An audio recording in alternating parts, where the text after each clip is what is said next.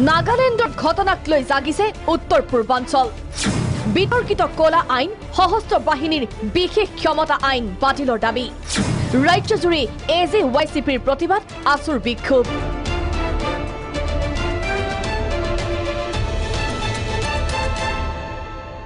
সশস্ত্ৰ বাহিনীৰ বিশেষ ক্ষমতা আইনৰ বিৰুদ্ধে সৰব বিৰোধী শিবিৰ সশস্ত্ৰ বাহিনীৰ বিশেষ ক্ষমতা আইন এই কলা আইন প্ৰত্যাহাৰৰ দাবীৰে ৰাজ্যজুৰি তীব্ৰ প্ৰতিবাদ অসম জাতীয়তাবাদী যুৱ ছাত্ৰ পৰিষদৰ প্ৰতিখন জিলাৰ উপায়ুক্ত কাৰ্যালয়ৰ সন্মুখত প্ৰতিবাদ এজেৱাইচিপিৰ যদিহে এক ৰাষ্ট্ৰ এক নীতি তেন্তে উত্তৰ পূৰ্বত কিয় সশস্ত্ৰ বাহিনীৰ বিশেষ ক্ষমতা আইন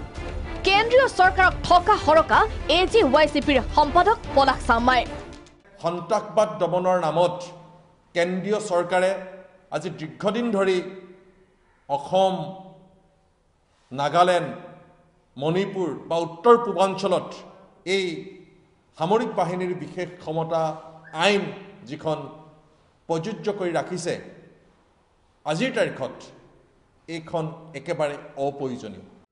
মহানগৰী গুৱাহাটী ক্লাবত এজেৱাইচিপিৰ কামৰূপ মহানগৰ জিলা সমিতিৰ উদ্যোগত ধৰ্মঘট এই বিশেষ কলা আইন বাতিলৰ দাবীত উত্তাল চৰাইদেউ মন জিলাত সংঘটিত নাৰকীয় ঘটনাৰ তীব্ৰ নিন্দা চৰাইদেউ জিলা এজেৱাইচিপিৰ armed forces special power act বাতিলৰ দাবীৰে ধেমাজিটো এজেৱাইচিপিৰ প্ৰতিবাদ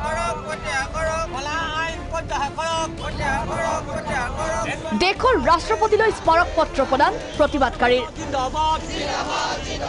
অসমকে ধৰি উত্তৰ পূৰ্বাঞ্চলত প্ৰৱৰ্তিত হৈ থকা সশস্ত্ৰ বাহিনী বিশেষ ক্ষমতা আইন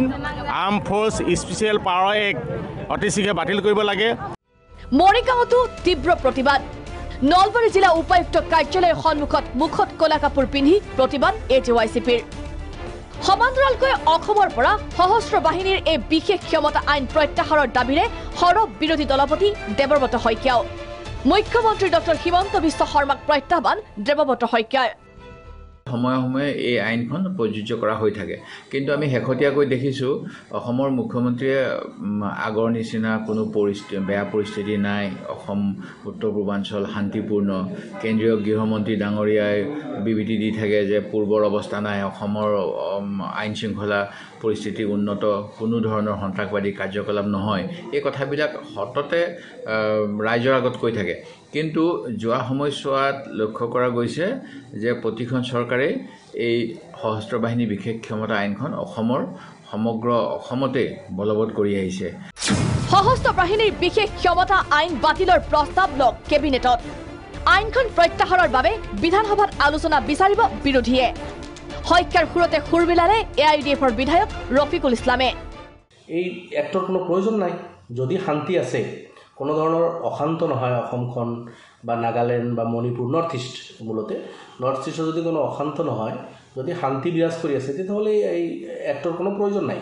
আপস্পাৰ কোনো প্ৰয়োজন নাই এইটো ৰিপিল কৰিব লাগে উদ্ৰ কৰিব লাগে কিয়নো এইটোৰ গহনা লৈ আপোনালোকে দেখিছে মাজে মাজে ঘটনা অসমতো ঘটে নাগালেণ্ডত ঘটি গ'ল আপোনাৰ মণিপুৰত ঘটে গতিকে এই সুযোগ লৈ নিৰহ মানুহৰ ওপৰত যিটো অত্যাচাৰ হয় এই অত্যাচাৰ বন্ধ কৰাৰ স্বাৰ্থত মই ভাবোঁ অতি সোনকালে এই স্পেচিয়েল এক্টটো উদ্ৰ কৰিব লাগে সশস্ত্ৰ বাহিনীৰ বিশেষ ক্ষমতা আইন বাতিলৰ দাবীৰে সৰব আছু নেচৰ আহ্বানত বৃহস্পতিবাৰে গুৱাহাটীত বিক্ষোভ কাৰ্যসূচী সদৌ অসম ছাত্ৰ সন্থাৰ ব্যুৰো ৰিপৰ্ট প্ৰাগ নিউজ